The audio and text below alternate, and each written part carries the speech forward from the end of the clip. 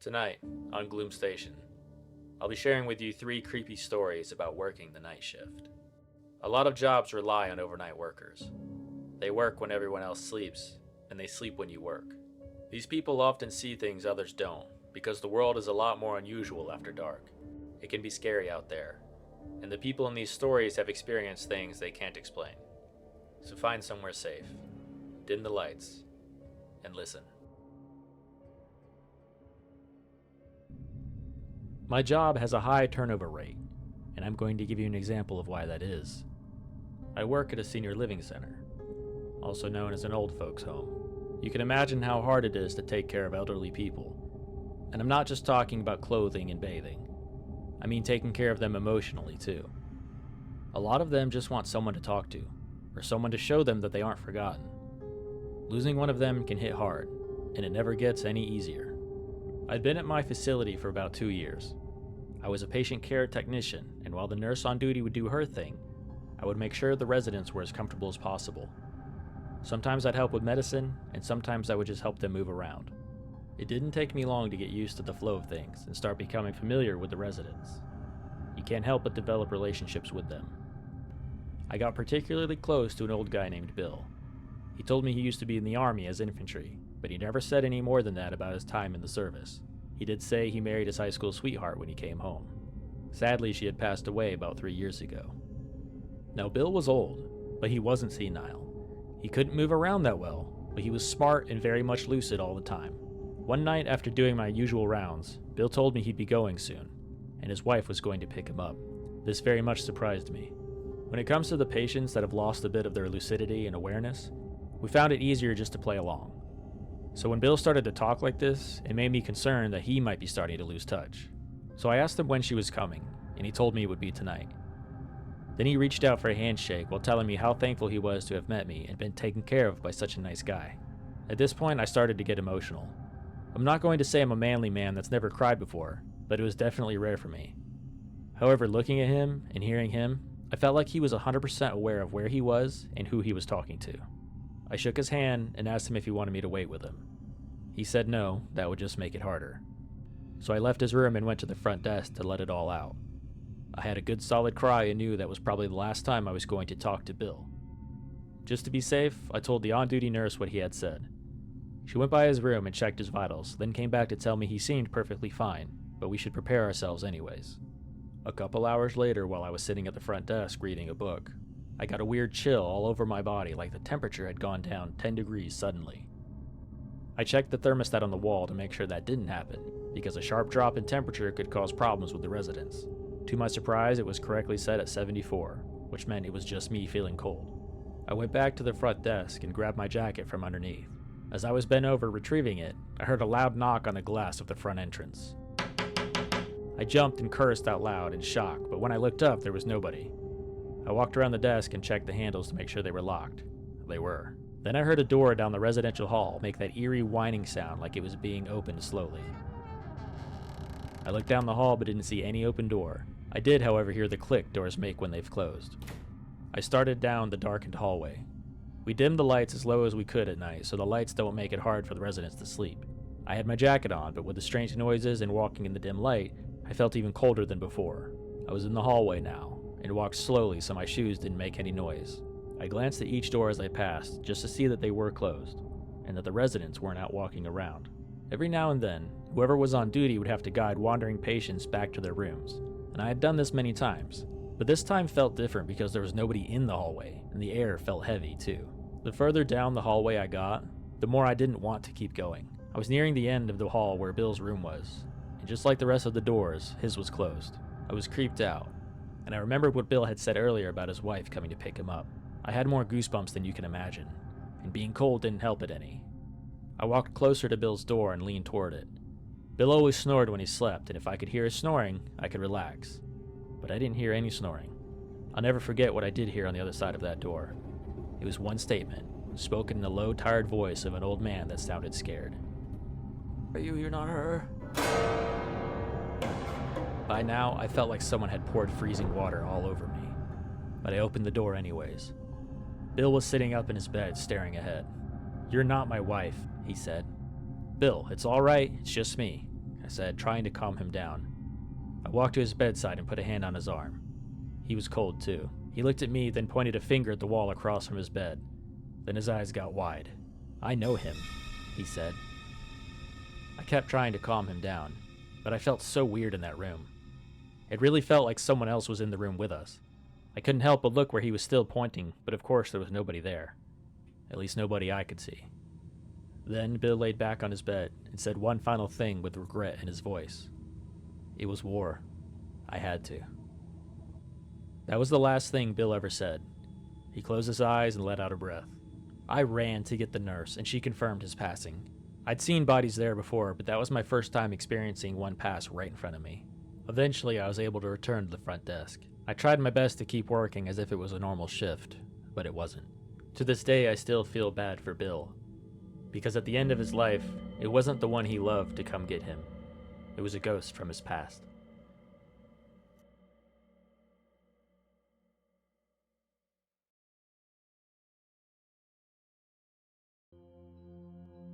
I bounced around different night shift jobs for quite a bit until I finally found one I enjoyed, which was being an overnight security guard at one of the high schools in my city. For me, it's great because I get to work by myself the majority of the time. The school is just big enough to require 3 guards, but the way it's spread out has each of us in one building, so we communicate over radios as needed, which usually just ends up with us telling jokes or arranging breaks in the security office where we can check the cameras. I should point out that we don't work in total darkness all the time. We roam the halls using the overnight lights, which are just dim secondary bulbs that stay on all night, and we use our flashlights as needed. Whenever we check classrooms, we turn those lights on.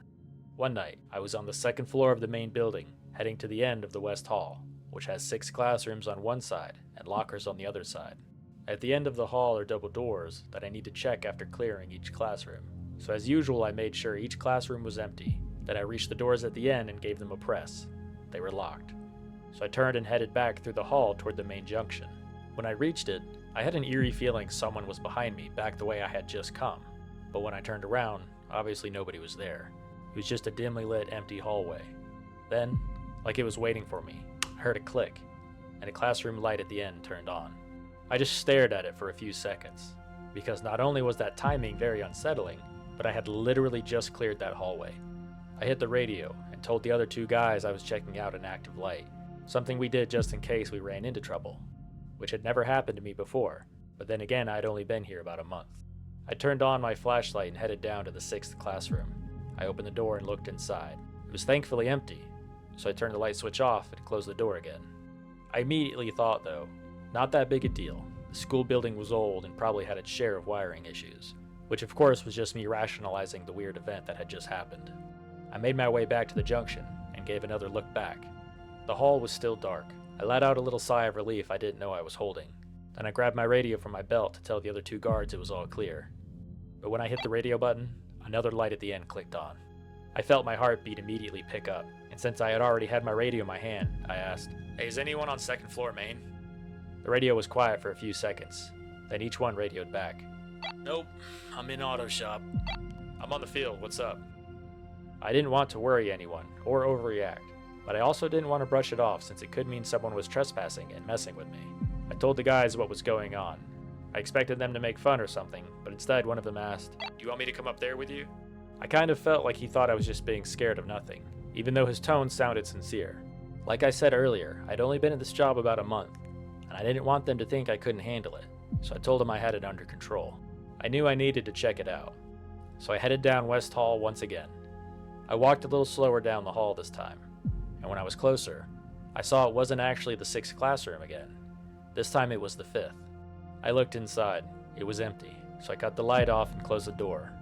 This time I waited around for just a few minutes. I never heard or saw anything, so once more I headed to the junction. I even checked behind me twice on my way back to the junction, and both times the hall was dim and the classrooms were dark. So again, I made it to the junction and turned around. This time I waited with my flashlight pointed down the hall. Time ticked by at a snail's pace. Each second seemed slower than the last. Then came the light. This time I speed walked to the classroom while keeping my light on it. Nobody was going to get out this time without me seeing them. I didn't have to go far since it was yet again one classroom closer. I opened the door to classroom 4 and walked inside. I checked the small closet, under the desk. I even checked the windows, which were all locked from the inside. So I was at a loss. I switched the light off and closed the door, just like the other ones. This time I walked backwards toward the junction, and checked classroom 3, 2, and 1, all of which were empty and the light switches were down. I closed and locked each of those doors. I didn't even go all the way back to the junction. I stopped at the first classroom with my light shining all the way to the end. Absolutely nobody was going to move through this hall without me seeing it. I kept glancing at the third classroom because it was next in line. I couldn't stop my eyes from bouncing back and forth from the double doors at the end to classroom 3. I was nervous. I didn't want that light to come on, but still I waited for it. I waited, slowing my breath to make myself calm down. Then yet again, a click. My stomach sank and I nearly dropped my flashlight when the light came on, because it wasn't classroom 3, not even classroom 2. It was the classroom right beside me, number 1. I instantly turned and shined my light into the little window of the door. For just a second, a face looked back at me through the glass. But it was as if my light scared it away because it was gone in an instant. It didn't move or anything like that, it just sort of faded. I wanted to run, I wanted to scream and not look back. By now, I was terrified of what was in that room. I noticed my light was still shaking in my hands as I still had it aimed at the classroom door. I grabbed the radio and said, "I need someone at 2nd Hall West, now." For however long it took them to come to me, I kept the flashlight aimed at the door of classroom 1. Not once did I hear or see anything else. When the 2 other guards arrived, I told them exactly what I saw. One of them went to open the door, but he couldn't. I had locked it when I checked it, so how could someone have gotten inside? So he unlocked it and went inside. It was empty like the others. The 3 of us checked it top to bottom, and just like the others, the windows were all locked. I even stood on a desk and checked in the ceiling. Empty. I expected them to laugh, but neither one did. Then they told me they had both seen lights come on in classrooms all over the school. Both said they had never seen a face before, and they asked me to describe it, so I told them what I thought I saw. While we stood outside the classroom discussing what was happening, the door to classroom 1 suddenly slammed shut, causing all of us to jump and even curse in surprise.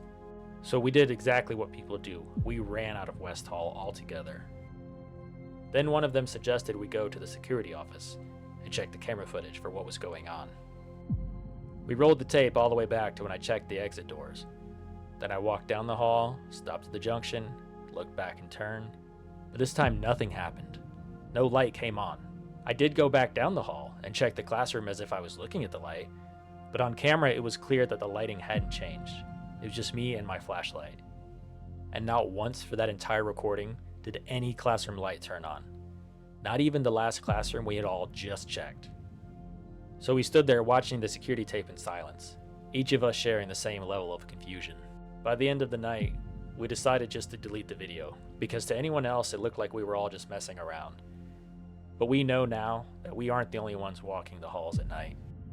And I think what scares me the most is that a few times since that night, I've seen the face, and it hasn't been at work.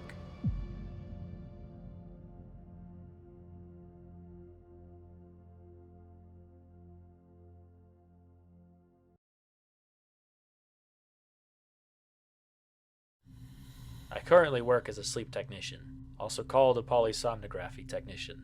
I'm lucky to still have a job in this dying field. Thanks to at-home testing, we aren't needed as much, and sometimes we don't even have shifts scheduled because we don't have any patients coming in. But that's neither here nor there for this story. This happened several years ago when I was only an assistant. One night, a few years back, it was only me and the senior tech. We did have a nurse on hand, but he was sick, so we let him stay in the back office away from the patients unless we needed him. Usually check-in for patients is between 8 and 10 at night. We only had 2 patients scheduled for this evening. The first patient, we'll call him Mike, came in right at 8. He got set up and was out like a light. We were checking him for apnea, so we just needed to make sure he didn't go too long without breathing. The second patient, we'll call her Sarah. She came in at 9 and looked like she really needed to get some sleep. Her hair was a mess and her eyes were dark like it had been a while since she slept well. We got her to fill out the paperwork, then I showed her to her room and started sticking the EEG nodes to her head. She was curious about the process and asked me general questions like how long it would take, what the equipment was, and if we would watch her sleep. I explained everything and told her we would be watching the camera and the machines to keep an eye on her. Sometimes this can make people uncomfortable, but she seemed relieved by it. I had her set up in no time, and I headed for the door. A lot of patients will tell us goodnight or say something like, "Wish me luck," but she said something else entirely. "Will you tell me if you see them?" This question caught me off guard. So I stopped and looked back at her. She looked exhausted, but all through prep she was speaking clearly and logically, and at no point did she seem like an oddball, until that question. "Do you see things at night?" I asked her. "Never mind," was all she said back. And I didn't want to make her uncomfortable, so I told her good night, and I closed the door. When I got to the office with the senior technician, a woman named Debbie, she was making notes about the first patient. "Is she all set?" Debbie asked me. I said yeah, then I told her what the patient said, and Debbie gave me a sad look. These poor people. All they want to do is sleep, like folks don't have enough problems. Debbie was a very empathetic woman, and I liked working with her. I think any other tech would have called the patient crazy or wrote them off, but Debbie wasn't like that. I watched Sarah on the camera for just a minute. The green night vision always gave the eyes an eerie glow that's hard to get used to. Then I checked her vitals on the screen. She was good on everything, but hadn't fallen asleep yet, which is not at all uncommon. It can be hard to fall asleep in a new place with electrodes stuck to your scalp and a pulse ox taped to your finger. But I guess the other patient, Mike, didn't have that problem, because he was showing signs of deep, uninterrupted sleep. After about 30 minutes, I noticed Sarah still had not fallen asleep. She was actually getting out of bed. I left the office and went to her room. I knocked once softly, then I opened the door. "Is everything all right?" I asked her. "Bathroom," was all she whispered back. So I unplugged the EEG bundle from the machine and showed her how to carry it without tangling it all up. When she came back from the bathroom, I helped her back onto the bed, then plugged the EEG back in. She laid on her side and looked at me. "I can never sleep when they're watching me," she whispered. "Well, we're not actually watching you the whole time. We mostly just check the machines," I told her, thinking that she had to have meant us watching her. But I was wrong. She very slowly and deliberately shook her head. "Not you," she whispered. Then she nervously looked around the empty room. I tried to channel Debbie, so I put a hand on Sarah's shoulder and spoke softly. "You don't think about them. Just try and fall asleep. If we can see you sleep, we might be able to help you sleep better at home." She gave a weak smile and nodded. Then she closed her eyes. I started to leave the room as quietly as I could, but when I got to the door, I couldn't help but look around. Obviously there was nothing, but I guess what she said got to me because I felt like I was being watched. The rooms are all the same, empty except for the bed and a small nightstand. But for some reason now, the room felt crowded. It felt like there was too many people and not enough air. I left and went back to the office. Once again, I watched her readings and checked the camera. Both showed me that after another 20 or so minutes, she still wasn't sleeping. Then she sat up abruptly and rubbed her eyes. I'm not sure why, but I turned on the audio for her room. And I'm glad I did, because she was already talking to someone. She spoke in a tired voice. "Alone. Just leave me alone. Leave me alone." Then she started looking around the room while saying it. I tapped Debbie on the shoulder, and both of us leaned in and watched Sarah on the screen. She was running her hands through her hair and kept repeating, "Leave me alone." Then Debbie put her finger on the monitor. "What was that?" Debbie asked. "What?" I immediately asked back, since I hadn't noticed anything. "I must have imagined it," was all she said. At this point, I started looking up and down that screen for any hint of movement in the room. I got chills from hearing Sarah constantly say, "Leave me alone." Suddenly, she stopped looking around the room. She looked straight at the wall to her right and said, "Please, just let me sleep." Then, finally, I saw something I can't explain on screen. For just 1 second, a single frame, it looked like there were shadows all over the walls. "Did you see that?" I asked Debbie. This time she said she hadn't seen it. But I know what I saw, which was shadows on the walls, a bunch of them like silhouettes of people. Even in the green hue of the night vision, I was certain of what I'd seen. They had only appeared for a tiny moment, a single frame. Then Sarah became silent and laid down. While my heart was racing, she fell asleep almost right away, and the audio was only picking up her heavy breathing. Finally, I figured I must have imagined it, so I cut her audio off and took a deep breath. I was definitely going to watch the tape back later on. I was just about to relax when Debbie jumped out of her chair and nearly ran out of the office. I looked over to her monitor to see Mike was sitting up in bed and had started frantically pulling the EEG leads from his head. I got up so quickly I almost knocked my chair over, and I hurried to his room where Debbie was standing in the doorway. She had turned the light on and was already talking to Mike. "Nightmares happen sometimes," she told him. "It's an unfamiliar place, that's all. Your mind doesn't know where you are." Mike was no longer pulling the leads off, but he was covered in sweat and breathing hard. "That wasn't a nightmare. How did you not see them?" He kept looking around nervously and was actively trying to catch his breath. He even wiped sweat from the back of his neck and looked at his hand like he was surprised to see it. "I'll get you some water and a cool rag," Debbie said. She turned, gave me a concerning look, then headed to the restroom. I watched Mike for a minute. He looked up at me and gave a slightly embarrassed smile before asking, You really didn't see anything?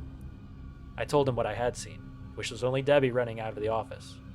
Man, there was dozens of them. It was like the whole room was full of people, but I could only see their shadows. When he said this, my blood ran cold. Thankfully, Debbie came back with a cup of water and a cold rag. We managed to calm him down, and I asked if he thought he'd be able to go back to sleep. He said he'd try, but he wanted us to keep the door cracked so a little light could come through. This was a grown man, now so afraid of the dark because of what he saw that he needed a light, and I don't blame him. Because when I got back to the office, I immediately started watching Sarah's screen for anything out of the ordinary. Unfortunately for Mike, he never did get back to sleep. He struggled for some time before finally getting up and turning the light on himself. He was looking around the room nervously, and when we went to talk to him, he said he was done trying. He told us he couldn't sleep here because of them. It seemed like he couldn't get out of the office fast enough. Debbie and I had seen people give up before, but never for a reason like this. What's most strange about it all was Sarah slept perfectly through the rest of the night. And no matter how hard I looked at her screen, I didn't see any more shadows. At 6 in the morning, I woke her up. Sarah actually looked better than when she had come in, and she told me that was the best night's sleep she had in a long time. When I asked her why, she said I finally felt like I was alone in the room. We never did see Sarah again, and I hope she's out there getting the rest she needs.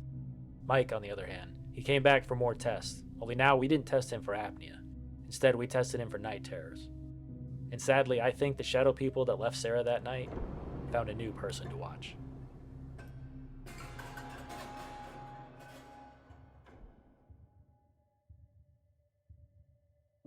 If you enjoyed these stories, let me know in the comments below.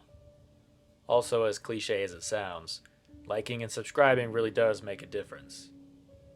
I hope you tune in to the next episode of Gloomstation. Until then, stay safe.